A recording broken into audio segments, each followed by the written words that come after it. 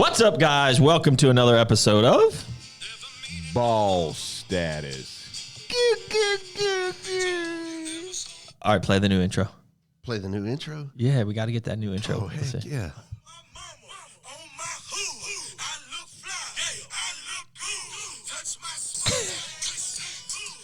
Is that the new boss status intro? What's she doing?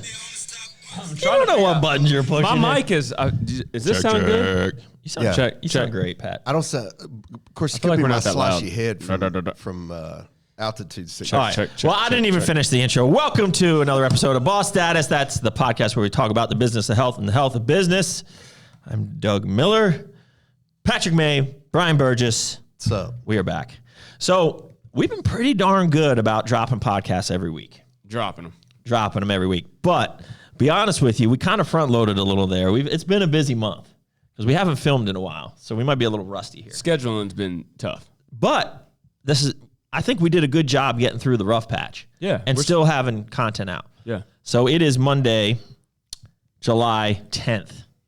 And Aaron is going to have this up by Wednesday, July 12th. He's like, you see my checklist? You should see him eating that lean cuisine over there. He just dropped something. I look good. Something just dropped out of his mouth.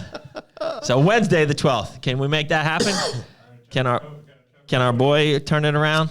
All right. Well, so today we're gonna shoot at the hip a little bit here. You guys know, talk about Jim Collins all the time. Well, we got to get into our energy drinks too, but let's just set the stage here.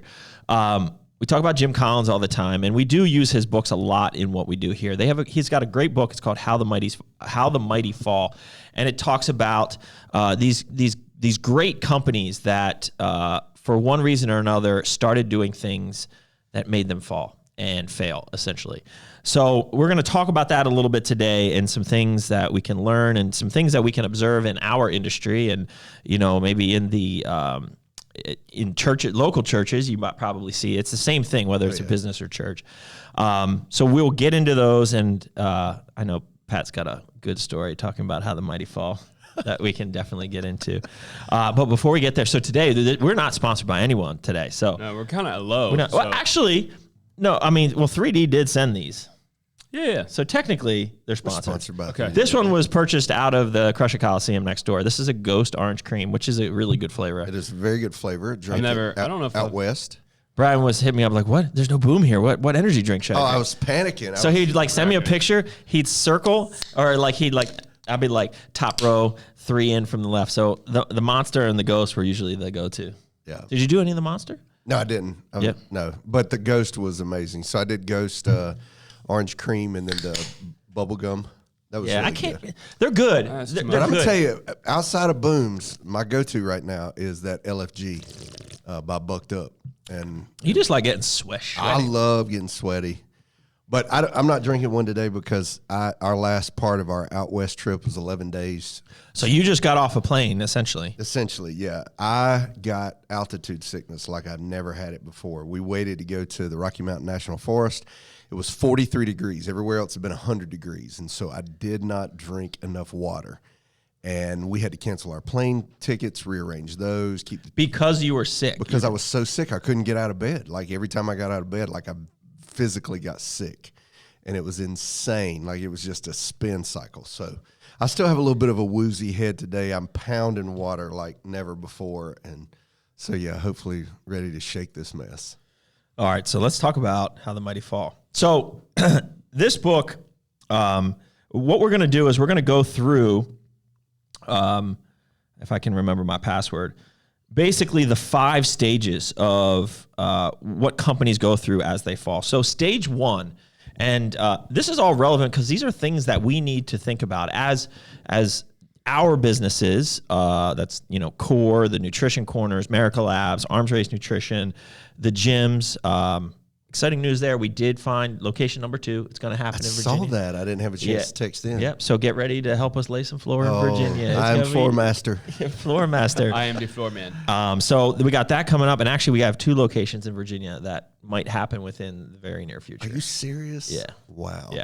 So anyway, as we grow, right, like we need to think about this. And I'm an entrepreneur at heart. So like if there's a good opportunity, I feel like, we need to jump on it.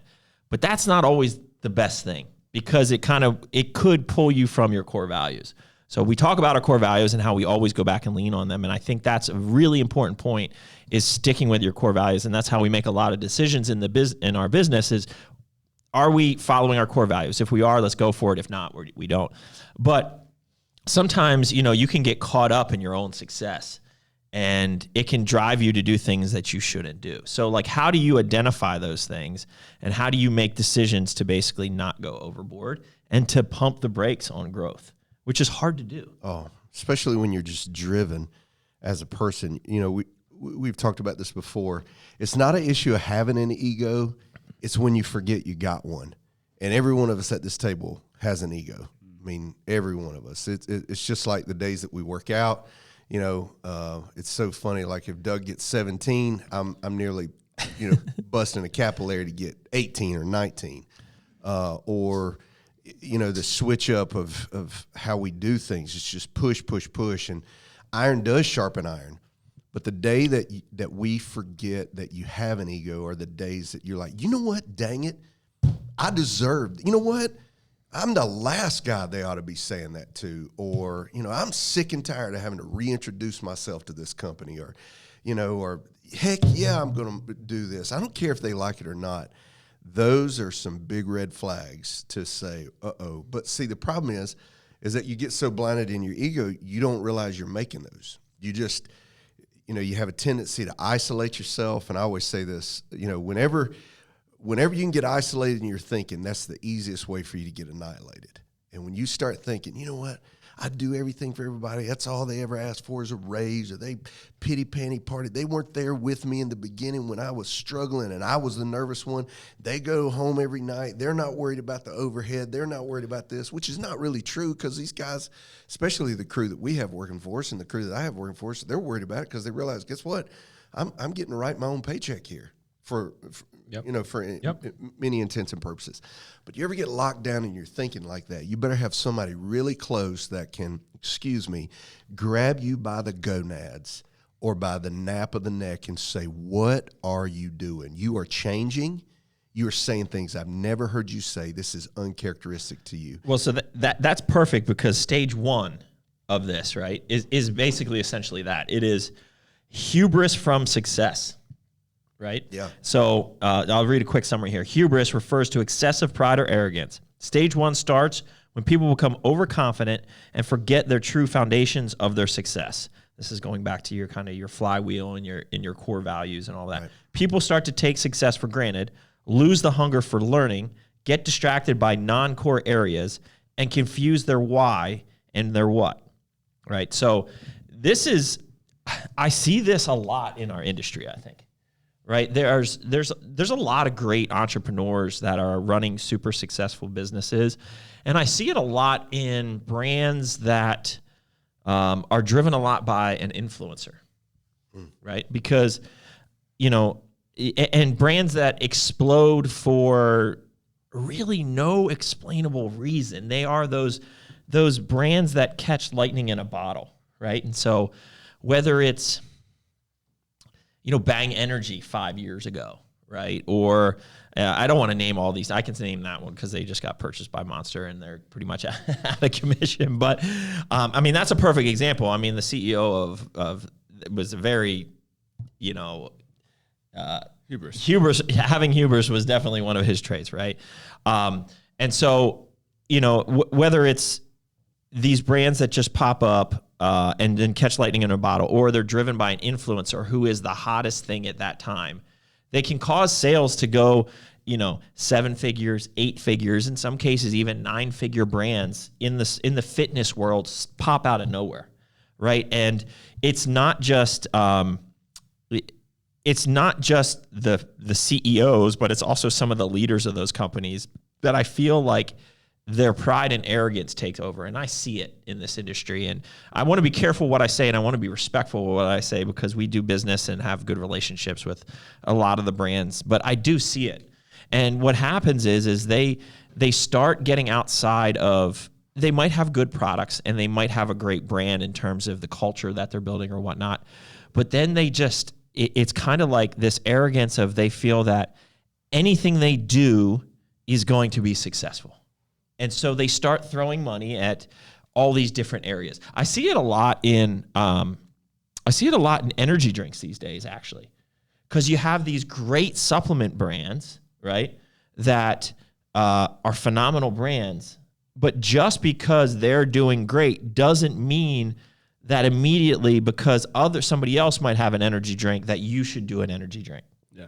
Right. And that is kind of, I feel like a lot of that is hubris. Like, listen, if they can do it, then we should do it too. Right. Like, because we got a great brand.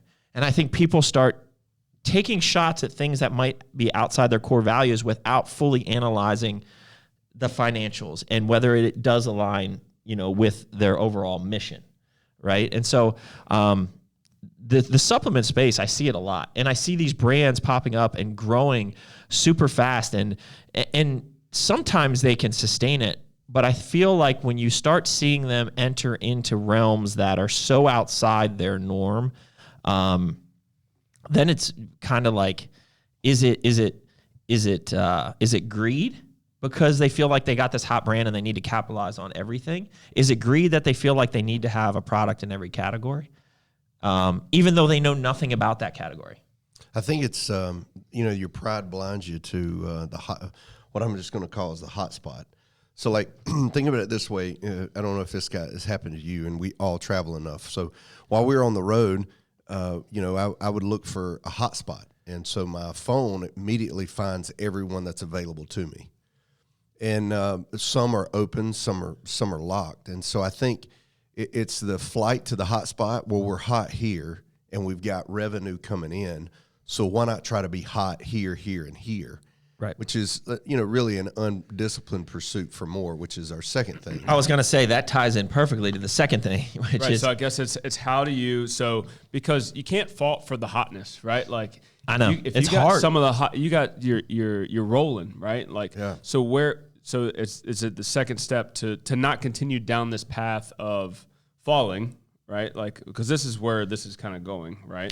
But like, it's going back to your core values. There's discipline. Yeah. Well, let me read this and let me get back. Let me answer that question. So stage 2 is the undisciplined pursuit of more. The arrogance from stage 1 leads the company to overstretch, jumping into areas where it can't be great. I think that's key, where they can't be great, or pursuing growth without the right people or resources. They become obsessed with growth to the point of losing focus and discipline and make the fatal error of growing faster than they can get the right people and don't put the right successors in place. So let's make up an example. So what I'm thinking here is this is when you're growing, right? And let's say you have a great pre-workout. You got to get great protein, right? They're kind of in the same space. So Doug Miller is the hottest commodity. You are the hottest influencer on the market right now, right? You do supplementation. I don't know which are. Give me 2 claps in a Ric Flair. Yeah, there you go. Woo! Yeah, there you go. That's right. There we go. So you do supplementation very well. Right. And success. I mean, money's just flowing in, right? Yep. But you love cigars. Oh. Yeah. So if I come up with a cigar company, Patrick, this is a terrible example. Don't go down. I know, but it's just it's the first one that came to my mind. Yeah, that's good. Exactly where we're going. But then everybody just wants to drink my Kool-Aid, so they're gonna smoke my cigars. So you come out with a cigar company, but it's a kind of doesn't fall in line with those predetermined principles. Right. So let's go think about it where you should pursue. It's where your passions align, right? Where you can make money and where you can be best in the world, right? That is really your spiritual gifts or your hedgehog concept. You need to have those 3 things. Say them again. It's where you can be the best in the world, where you can make money, and where you're passionate, right? So listen, you might be passionate about basketball, but you ain't the best in the world. But if you're 5'9", it's probably not worth going all in on that, right? Have some Muggsy Bogues, right? Genetics. So, it's just, and you have to be able to make money there. So in order to make money and to be really good at it, you have to have a great product, right? And so what I see happening is very large, and this is why I'm so picky about bringing products to market outside. Like, listen, we have a very creative staff here. Like, if I brought to market every idea that came through this door, we would be out of business. Broke. we'd be broke and out of business. And because that's the realization of, unless the product is a winner, and I mean, not just by our own, drinking our own Kool-Aid and our own standards here, but you put it up an honest look against the entire market. Is this product a winner? That is just, that's like, can you make money at it? If you're not even there, you can be super passionate about it, but if you don't think you can make money at it, like you don't think you have a winner, then you shouldn't be doing it. And so like we've had a ton of opportunity. So, we brought the balls out many years ago, now 3 years ago, and that was a failure for us because we didn't realize they would go bad in like a couple months, right? Yeah. And we really wanted to do a functional food for core, and we've had many opportunity, but we have not run into that product or nailed the formula where I feel like this is something new and innovative to the market where we can make money, and it's really good. We're not there yet. We might be right on the verge, but we're not there yet, right? And that's why it took us however long to bring out the foundation bar. Like we feel like that is really one of the best bars on the market, and it's very unique, right? And so, but what I see sometimes is these companies jumping into the area of, let's say, functional foods or energy drinks, which is a little bit, it's not the same. They think it's the same market, right? But we've talked about this before. It is not. You need a completely different. I was just talking to a consultant about the energy drink space and the supplement space and how the game is completely different. The margins are different. The scaling is different. The distribution is completely different, right? So just because you sell them in the specialty space as well doesn't mean that you should do them. Yep. And just because you might even have a $100 million supplement brand doesn't mean you should come out with a protein bar to come out with a protein bar because everyone's doing a peanut butter-based protein bar. I think that's the key is, like you said, a protein bar to come out with a protein bar. Right, because you feel like you need to. Because you feel like you need to. But you miss the steps of, of building it out for the brand. Because it could be successful if you do it. If you give it the time. I feel like also the lack of patience is probably a reason why. Rushing it to market. Yeah. So like I think a good example, and I can talk about this because we know that it was like kind of a failure. I think Redcon was on, I mean, they still are. Now that Aaron's out of jail and he's back leading the charge here, I feel like Redcon's going to start growing again. But they went from zero to like multi-hundred million plus company in a year. In 3 years. Like, I mean, it's incredible what they've done. But remember they still have the MRE bars, which are good, right? But they thought, well, shoot, that bar's good. Let's come out with another bar. BAR. And they brought out the BAR, which was breakfast at the ready. It was supposed to be a crispy type bar. Right. Similar to the foundation, but I feel like, I mean, no offense. I mean, they'll admit that bar was a failure because as soon as they ran it, they didn't test it. It was like, it became a complete brick and it was awful. It was a terrible failure. And that happens a lot. And it happens a lot. And listen, this is not to say, I mean, we make mistakes all the time and we bring out products that happen to our balls. Our balls. And honestly, let's be honest, like we made great energy drinks, but we weren't ready to, it's a different game. Yeah. I will admit that we failed there. Like we did. Now we learned a lot and we, didn't fail big, but we're not doing them anymore. Yeah. Right. So I think the BAR would be a perfect example because you're killing it with this bar. Let's do another bar. It's a slightly different market. Let's gain more. Let's get more sales right through this. But it wasn't thought out and it wasn't a great product. So you start getting into these areas where you can't be the best in the world. Oh, yeah. Or you haven't put in the time to become the best in the world. So people rush things to market because they feel their brand is strong. And it's a slippery slope. It goes back to discipline because how do you tell a super driven entrepreneur to slow down? I haven't figured it out. I've discovered it. Two things. You got to risk the friendship and you got to show them numbers. I live by a principle and it's this, liars figure, but figures never lie. Say it again. Liars figure, but figures never lie. And that's why it's so important, especially if you're running a business, that your P&L statement is done within the first week of the end of the month. So you can know real quickly how fast you are losing money or you're making money. And this is where it's coming, where you're losing it, and where it's going real quick. Now, to have an entrepreneurial mindset, you got to understand that there are certain things that cost you money for growth, but they still have to be governed by your core principles. Or, hey, this is a test case. I'm gonna give this 5 months. We're gonna do 100. I'm going to subconsciously have $100,000 in my head that it's going to take us to do this or whatever it is. And then you're always watching that so that you can scale it. So case in point, whereas like here, there are times I'm willing to risk my friendship with Doug to say, "Are you sure that's a good idea?" Like, dude, that's you know. But then I know how he activates you and I think by numbers, and you get my attention by numbers, or by gifted people, and sometimes that's hard to do. We were laughing about the floor, but when we put the floor in the new part of the gym, the reason it was taking so long is everybody was afraid to I felt I wasn't even involved in it. Apparently I was the bottleneck. Oh, yeah. So we're there like at 1 a.m. in the morning, and everybody's afraid, is this how Doug wants it? And I was like, look, I don't work for Doug. I'm saving him a pile of money and putting this floor down. If he doesn't like it, he can kiss my big white hind end. And we're going to put this floor down. And once we broke the fear mold, then the creativity of Tyler came out, and Tyler had the best idea there was. We should have started with that idea, but it was just, it was just the gap of all that. So that's a struggle. The other thing is that I think when you have a team that is disciplined, is everybody take the hit. Everybody own it. And that's tough when you got mouths to feed, because you're like, dang, if this is my third hit and I'm owning this hit, like my boss could look at me and go, you know what, maybe you're at a different place, maybe this isn't for you anymore. So many people but people do that on all levels, guys. Like I ran a recycling facility, and I can tell you one of the things that used to make me horribly upset was I bought brooms every week, and people would break them and then just put like the handle here and the broom somewhere else in the facility.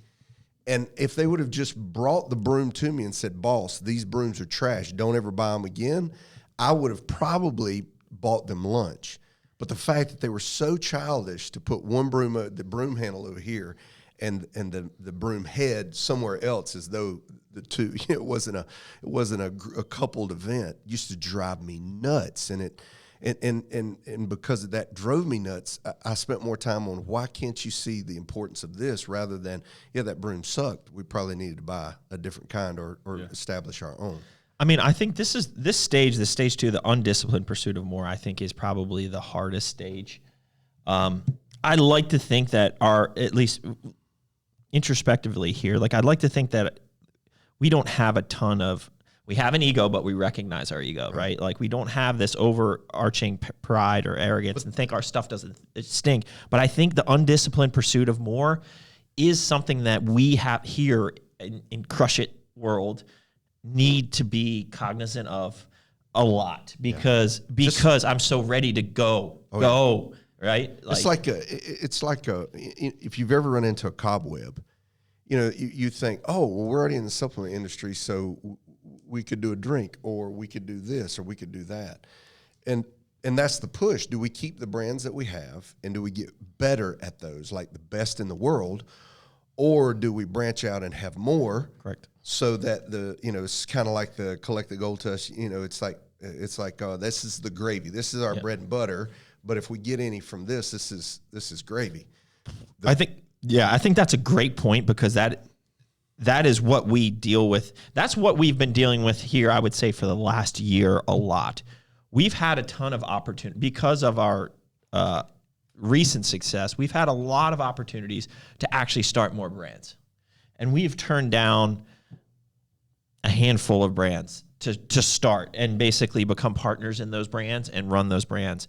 And it's going to take it's going to take a special opportunity to come on board where we really feel like we can do something special and make a difference and be the best in the world in a certain niche for us to do another brand, right? Like we have the capability. We could have started up 3 brands in the last year, right? Like but in a lot of those opportunities, right, there's a disconnecting core values. Well, there's a partnership involved usually, right? So it's the synergy that needs to be done, because we can do, we can build the brand on our end, but we are also going to need the support and the push from the partnership as well, right? And so the synergy just hasn't worked out, and Well, And I think one of the reasons why, the other reason why I feel like we're at this stage 2 of the undisciplined pursuit of more is a difficult stage because we are so driven. But I feel like, and this is might be what has held us back. Like I haven't scaled to a 9-figure company, right? We're not there, maybe one day. And it's not about the money. It's about the growth and the opportunity, right? But I think one of the reasons is a lot of times we are disciplined and we are risk averse in many cases of willing to lose money for a while to make it big. I just don't operate that way. And I know many companies operate at a loss for many years to grow their top line. I am so not about growing my top line. I don't care about my top line. Like that doesn't mean anything to me because at the end of the day, for me at least, I'm not looking to sell these businesses. If you're looking to make an exit from the industry, sure, growing your top line is going to be your number one pursuit. But I'm looking to grow a legacy here and throughout all of the things we're doing. And I think that has allowed us maybe indirectly to kind of temper our growth because I'm not willing to risk it all. Yeah. Right?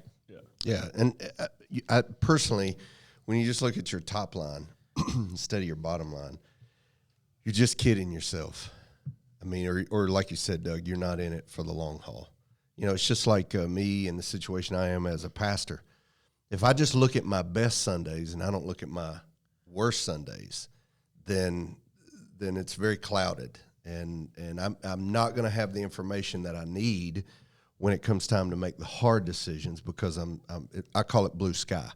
Anytime you sell a company, what's the blue sky out there? And so blue sky is dangerous because blue sky is only worth what the valuer, the person that's wanting to purchase you at. Yeah. And so I want boots on the ground, like what's in the bank? What can we generate from this? And so, that is the tough thing is that if it's linked in, we would always say, like in the church, people at times they say, well, you need to home the homeless and you need to give food to the hungry and that's where I would say, sure, that's a part of us, but that's more of a line item. I'm not building a facility that I got to run a staff with because Jesus pretty much said the poor you will always have with you. So I could take every ounce of money we have in the bank account at the church and I could write a grocery bill, and guess what? We'd be broke and people be hungry tomorrow.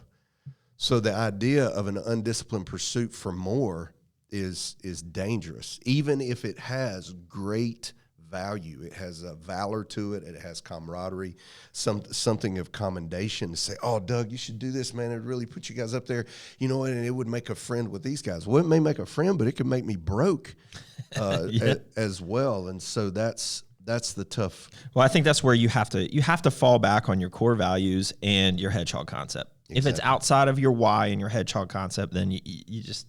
And if you recognize it quick, guys, pull the plug on it. Like if you say, oh my gosh, we are about to make the biggest decision, you cannot let pride. Scripture says it real clear. Pride comes before a fall. Yep. And wherever pride is, it just unsettles you. It is an unseen jackhammer that is taking the stilts out. Well, let me give you a real good example of that we're literally facing right now. So we're running out of space here.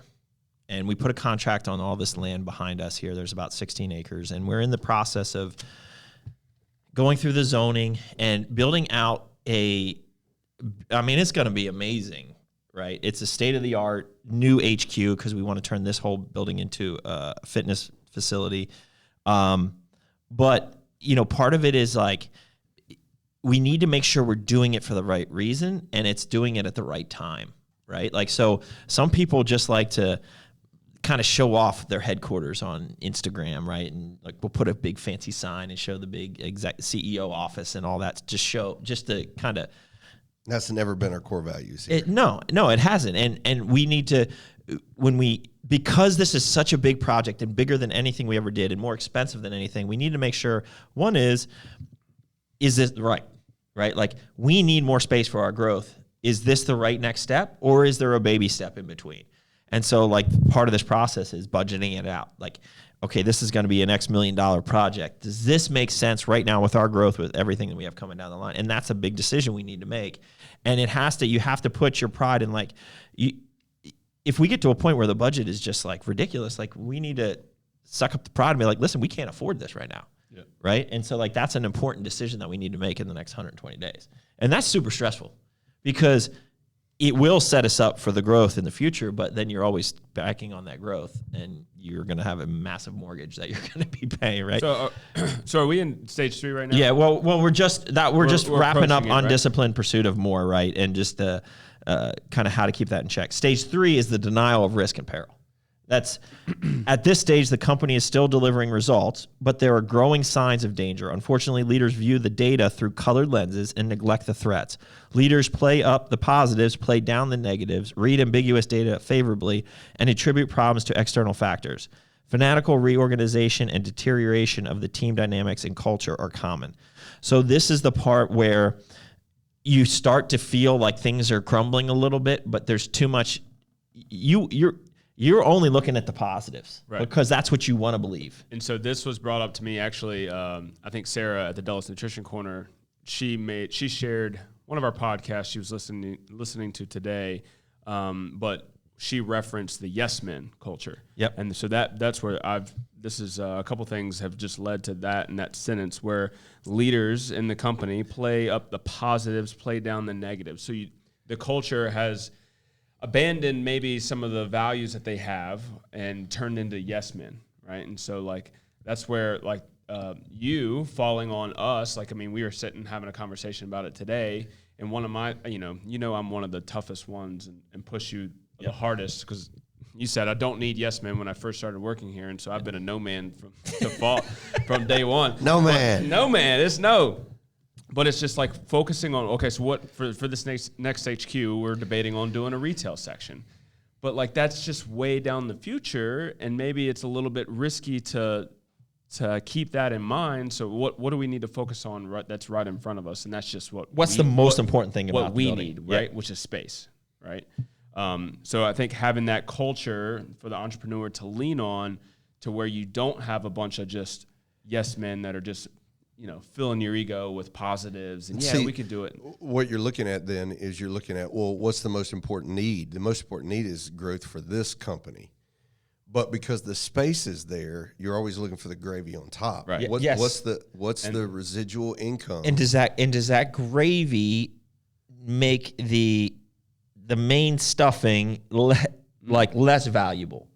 So like in this situation we're trying to put this massive building on this buildable land, but we have super valuable retail space in the front that we can either optimize the whole property and put our HQ, which will optimize what we need now, the main stuffing, or we can slide it off to the side and kind of not have quite optimal of what we need now, but think for the future of maybe doing the retail side or reselling or something like that. And that's kind of what That's the decision, yeah. It's just like, that's the kind conversation. That's kind of the conversation that we're at. And so I'm the guy that always looks at the negative. I mean, we could be keeping 48% of the money, and I'm still thinking, where did we miss 51%? And I hate that I'm that way, but it drives me to never, ever look at the data like, oh, yeah, we're doing great. The problem is that it also doesn't allow me to celebrate the hard work. I'll celebrate my team because I know they did the hard work, or I can pinpoint, hey, you need to tune this up. Great event, but you need to shift this or blah, blah, blah. Does that make sense? Well, that's I mean, Pat gets that. That's the way we are here. Oh, yeah. Great month, record month. All right, guys, this month, this is what we're doing. Right? I just got asked today, we got any money coming in? Yeah. What do you got going on? Yeah, I said this is going to be a big week, right? I don't know. We had a good June. Yeah, he's like, I said, well, this is July, buddy. It's already July 10th. What you got for me? And, the other thing is not having yes men, but having people with the company long enough that they know to ride the waves. Again, I go back to what I do in the church. People take vacations in the summer, and so more than any other time. So some people only link giving to when they're in the physical doors of the church. Thankfully, we have online giving, and I teach a stewardship that is ongoing. It's a part of your spiritual disciplines. Yeah. But I can also go, oh wow, last Sunday we only had 901 people, and there was only X amount of dollars given. So I'm like, the wrong person come into my office on Monday afternoon by about 1 o'clock, like they may be like catching me on the side of my desk ready to jump off like, So that's the tough part about always looking at the negative. It doesn't keep you from taking the risk. I think it just makes you wiser. And when you don't look, everything has a risk. And this is my personal conviction, because I believe God is in control. Calculated risk are to always be taken. Just recently I've talked to you about a business venture, and it is a very amazing calculated risk. The problem is the cash flow won't support it in that time, in the time that I need it for it to be a calculated risk. So it's almost like now I got to back off and I got to rethink. Now we need to do cigars. Yeah. It all comes full circle. Yeah. Can we be the best in the world? Yes. Listen. I think so. I really think Listen, so. we could sell easily like 14 cigars. Easily. Like we know 14 friends that will buy a cigar every month. 25 from us, and they'll just love it, and it'll be amazing. Yeah. So stage 4, grasping for salvation. So at this phase, the decline becomes undeniable, but the organization's death is not yet imminent. Leaders' responses at this point determine if the organization sinks or swims. Those who panic and seek quick salvation, i.e. bringing in external savior or jumping into drastic, untested changes, will accelerate their fall to stage 5. Revival is only possible with a return to fundamentals. The organization must laboriously rebuild and reinforce the flywheel once again, one step at a time. So basically, this is like full on, you need to become very self-aware, slam on the brakes, swallow your pride, and turn the ship around and cut the fat quickly. Otherwise, you are going to crash and burn. Yeah. And that's where pride is. I mean, that's hard to do that, to take that step. But I'll tell you what, I would say that's where we made the step, not necessarily to turn around, but when I made the decision to cut America Energy, it was like a relief. It was like it sucked. I had to swallow my pride because that was our baby. Like, we love that. We love that brand. And it carried so much of the moxie of the inner core team. Yeah. Just of, But I'll tell you what, we're so much better now. We are so much better and so much ready for bottom line. The thing is that you cut the right stuff. So think about it this way. Sometimes when people get into how do they describe this? Sorry, slushy brain here. The grasping for salvation, they cut the wrong stuff. Like, for instance, let's say we're not in a supplement company, say we're in a donut company, right? And we have a retail store that we make donuts. The day we stop buying dough, we're not a what? Donut company. Exactly. So we may let our soft drinks go, and we may let the apple fritters go. But the day we stop making donuts is the day that we stop doing anything. Well, I think that's more when, like, if we would have doubled down and went way more in on the energy drinks, and then, like Miracle Labs, the supplement brand, which is really tied to the energy drink, they're the sister companies. We're having our best year ever right now in 2023, and we have so many cool things planned, and our focus mentally and physically on that.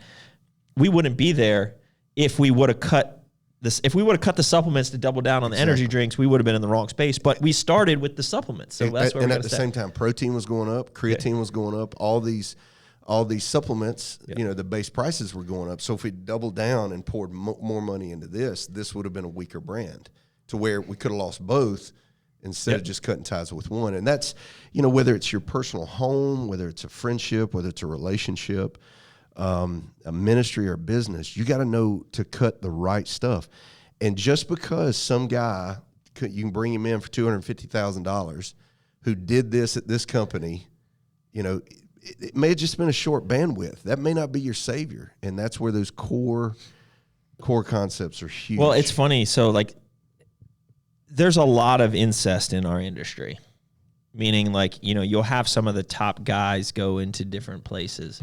And this is kind of related to hubris, and what I was talking about is just because you captured lightning in a bottle at one point in time, whether it was through the association with an influencer or just a brand that happened to do some things right, it's just like that does not prove your track record. And you get these guys that are jumping from one place to another, carrying this one win over here and thinking it means they're going to win over here, when really sometimes it is better to be lucky than good. Let's be honest. Like having a little luck is good, but like if you can't bring that with you, right? Like, and I feel like a lot of people will be associated. I mean, how many people were associated with like the old C4, like Cellucor? Like there's some OGs in that I mean, that was on a rocket ship when DMAA was there, right? Like they were going to be successful regardless of maybe the 30 people that were there at that time. But now everyone who has that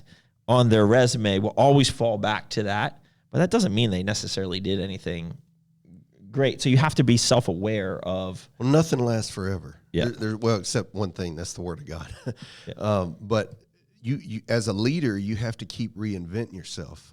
I may have mentioned this in a podcast earlier, but I used to do these revivals for this guy, and for over 25 years. And I noticed that he would never stay at a place more than 3.5 years. And when I would say, why'd you move? He said, well, I just kind of got tired. People got used to me, and I got used to them, and I just kind of got tired of their mess.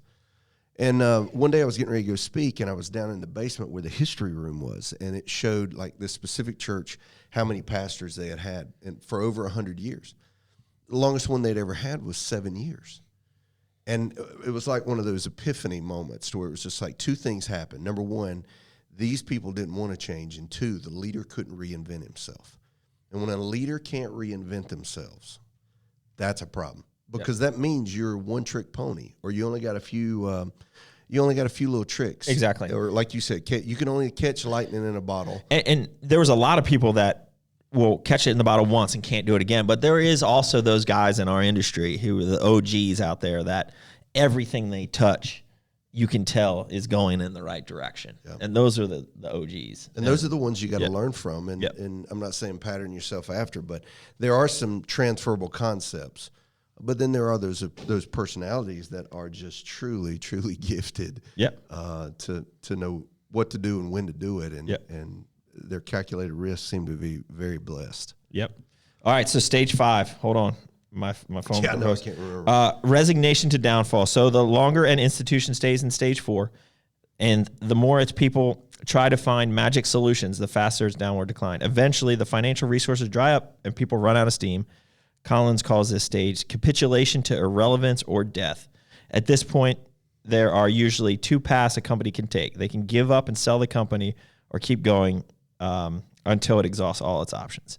So, there's definitely there were some massive companies in our space that have gone through, certain that were massive at one point in time and now that are just dead.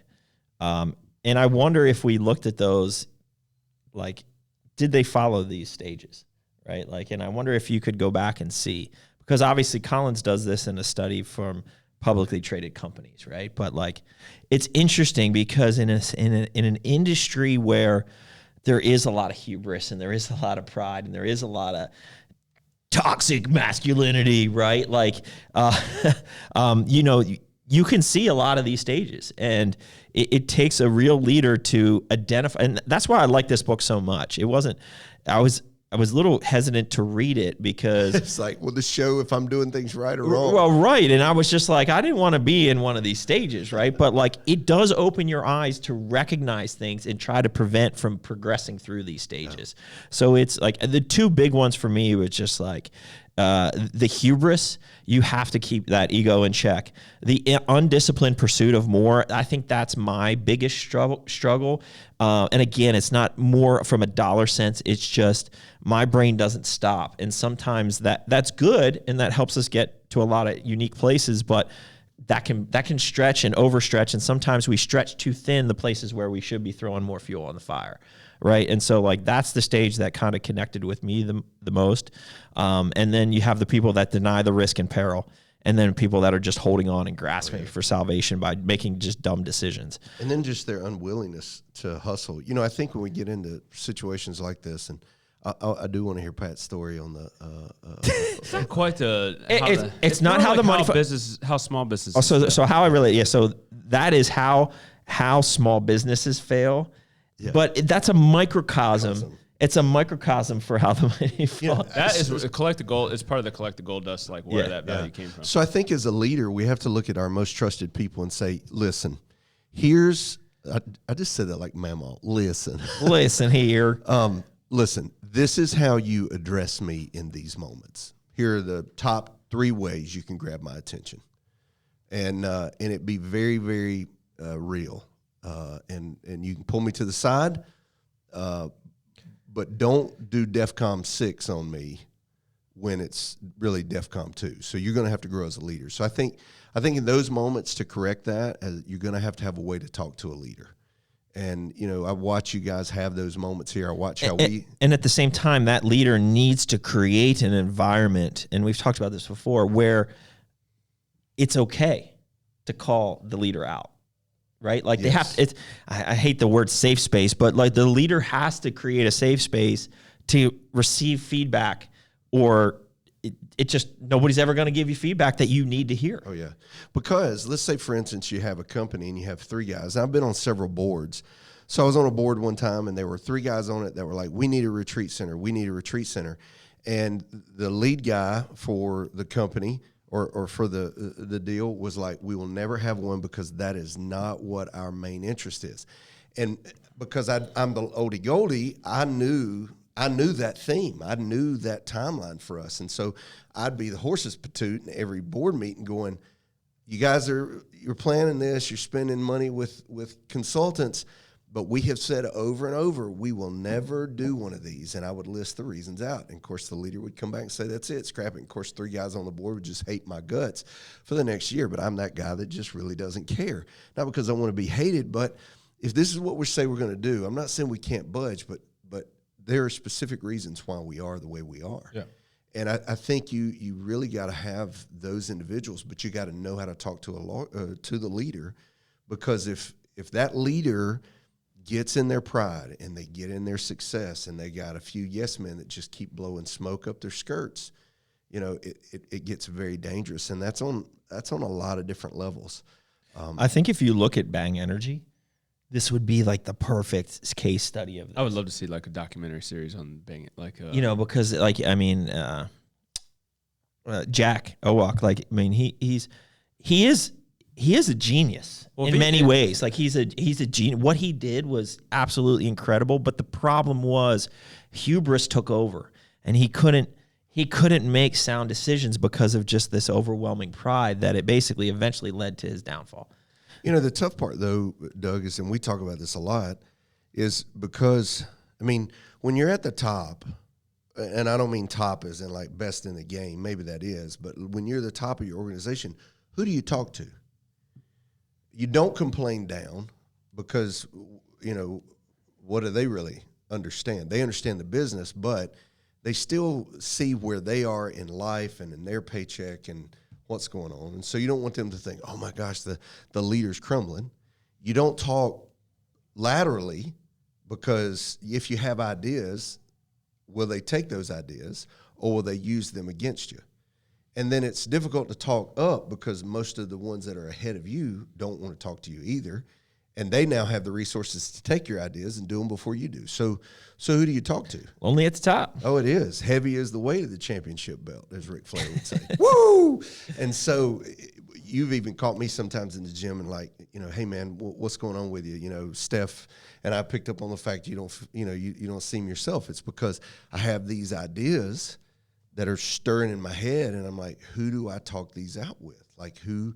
And you got to have that team. Otherwise, the hubris, you become almost like a mad scientist. You can make yourself believe anything. And that's why I fall back on liars figure and figures never lie. I think that's one of the reasons why I am so open with our team and what I share. I probably share way too much. You do. I share way too much. And I don't do that to stress them out or feel like, but I want them to, the selfish reason in there is one day I want them to make the decision so I don't have to, right? Like a long-term exit strategy. I want them to understand the things that we have to decide from a major decision. But like they need to see that it's not all sunshine and rainbows, and that there's a lot of difficult decisions that we have to go through. And I think it's important to be transparent. Like, obviously some things you don't need to share with everyone, but the more that you can be open and the more that you can be comfortable to be open, I feel like it allows the team to be more honest in their communication because they respect that you're being honest with them. Yeah. So, And I think we're in a good spot now to where you can be doing that, right? Like, because we have no yes men at that table, essentially. Right. Everyone Well, tells me I'm an idiot most of the as time. we continue to grow, like, we're going to have a lot more people around us and newer people, maybe some outsiders, maybe some people that have grown within. But, like, it might not be that openness might have to come over here, right? And well, it'll have to be more of like a board. Yeah. Like, we need to have, like, sometimes it's not just that table out there. We need to take those three people, go into my office and have a board meeting. Sure. Right, because there's. Well, You know, here, so- where are we at? We have 52 minutes. Can we throw one thing in? Throw it in. Throw one thing, and then So- I want to ask a question. So we've talked about this from a top tier. What about our mid tier? Like, let's say, for instance, we've just presented the five steps to why big companies fail. But what about that nutrition store manager? What about that kid that's that's where I wanted to go. The manager at the pantry. Maybe they got a shift supervisor that they're listening to us, and they're not aware of how they're standing there on a Sunday morning, opening up that shop or running that. They had nobody to come in because they can't find help. And pride starts building in them, and they're like, "Man, I only get paid $62,000 a year. I don't know, maybe $43,000 a year, and I do so much. And the upper guys don't even care about me. And these guys that are making $15 an hour, they should be making $7 an hour. When minimum wage was this, because they truly are a low budget minimum wage worker." And that hubris start working to where, even if somebody else comes in and says, "Hey, I'll pay you $25," or we've seen this with some of our guys, another brand come after them and say, "Hey, we saw what you did. Why don't you come over here and we'll promise you, the Garden of Eden." And it's not actually the truth. It's not the same thing. Nope. So Grass is always greener. How do we speak to that mid-level manager to not let this happen to them? Well, I mean, I don't think any of that, like, you could view a lot of that through the lens of a middle manager. Well, I mean, so one thing that I'm kind of doing, Samantha and I are kind of doing Financial Peace University with Dave Ramsey. So we're kind of in a study of personal finance, right? And so I'm trying to relate a little bit beyond the entrepreneur. And that's where I wanted to guide this question a little bit back to you guys. It's like, we have a lot of people, different kinds of people that listen to this podcast. You're going to have entrepreneurs that listen to the podcast. You're going to have our staff listen to the podcast, and people that are not in a leadership position or not in an entrepreneur position. And what do they take away from this, right? So, like, I could find, for me, okay, so I make X amount of money a year, okay? That's feeling pretty good, right? Now I can go off and buy some things because I have some money. So now I get undisciplined because I might have a credit card and I might have the ability, or I might get approved for a house that I probably shouldn't fully go for, but hey, I got approved for it because I do make this money, and so now they're going to prove it. So that's step two. I'm becoming undisciplined in my budgeting, and then I'm denying the risks, because I'm forgoing my disciplines. or like, I'll always have this job. At least I'll have this job. Like, Right. The company's doing great. I shouldn't, like, my salary's only going to go up, but you don't know what's going to happen. Stage 4, grasping for salvation. Well, I've just got myself in a pretty big home debt, pretty big car debt. And I got these other bills that are piled up. I'm just grasping for salvation. I make all this money, but in reality, I'm worth nothing because I do have all these debts that I have now piled up. And then your resignation to downfall, which is if you're continuing down this, denying it, then you're probably getting close to like bankruptcy. I think that's a great analogy. Yeah. So I'm trying to, like, have people understand it, from their day to day, instead of, like, because I don't operate the business that like you do, right? Like, my rules, I'm a big part of it, and I'm a big part of the company. So I'm looking at it from our company standpoint. Yeah. Anytime you look at your let's just say you're a young couple like you guys are. I don't care, or maybe you've been married. Angie and I are coming up on 20 years. Anytime you look at what's in that bank account, and with pride you say, "I can do whatever I want to do with that because it's my money," you're done for. If you don't have the humility to steward what's there, That's the word. you're done for. It doesn't matter if Jesus stood at the foot of your bed and wrote you a check for $10 million that was good. Oh, You'd praise be, Jesus. You'd be broke in 6 months because your hubris overwhelms you.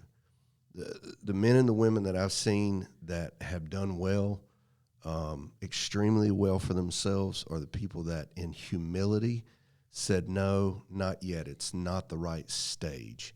And they waited until all the variables were reasonable to say, yeah, this works now. Well, I think that's, from a business perspective, that is knowing when to take money out of the business or continue to putting it in so that everyone can succeed, right? Oh, yeah. I mean, that's one of the most difficult things about being an entrepreneur is that, like, the difference between paper and what is actually taken home is a lot different if you're in a growing organization, right? And so that is a struggle, and that not stewarding that money correctly, right? Like, we make decisions. I make them on a win. I don't even think about them, but it is no problem for me to launch another. If I know the product line is going to be good and spend $100,000 and we're going to launch this new product or whatever, you don't even have to think twice about it, right? But to take $100,000 out of the business to go buy a boat or whatever, right? Like, that is super stressful. And so I think it's having the right attitude in that line is like where, like, in hopefully getting to a point where those decisions are easy and it just comes like that, right? Yeah. Like, where the money needs to be going. Yeah, right? and with that, you got to have a bigger perspective. You gotta have it. Just can't all be about me. It's my pride has to be put on the altar every morning, and it's guerrilla warfare. Your pride exposes itself in two things: hubris, which is the moxie of like, I made this, y'all better bow down to me. But it also reveals itself in insecurities. Yep. To where you try to cover up. I mean, I'm a student of people, so like I like to watch when people walk into a room. What do? Some will pull at their clothes to cover up, the less mentionables, or others will kind of, or some will give the little rock peck pop. Or some can just blend in because they're comfortable with who they are, and I always think that's pretty interesting to. But sometimes insecurities come out, and it's the worst demonic hubris there is. And when you're with an insecure leader, you might as well find a new place to work because you can never, ever predict what that leader will do. The egos and insecurities, man, they kill stuff. Yeah. So, I mean, I love that word, and I think all these, so the word of humility, right? I think all of these stages can be avoided if you just practice humility on a daily basis, right? You can avoid stage one is just being, so from your success, I'm humble, and it's not just me, right? Like, it's a part of this entire team, and I show my humbleness and show humility by never letting my ego grow, from our success. So you can avoid all that with just that one word, in my opinion. That's a good cuck summary. It is. Way to Well, step let me wrap it up with this story, okay? Since you guys maybe we should just leave it as a cliffhanger and save it for how about the small businesses fail? How the small business fails. Yeah, let's do that. All right, till next time, guys. Well, next time we will go. I'm not sure what we're going to talk about next time, but till next time, keep crushing it. Let's go.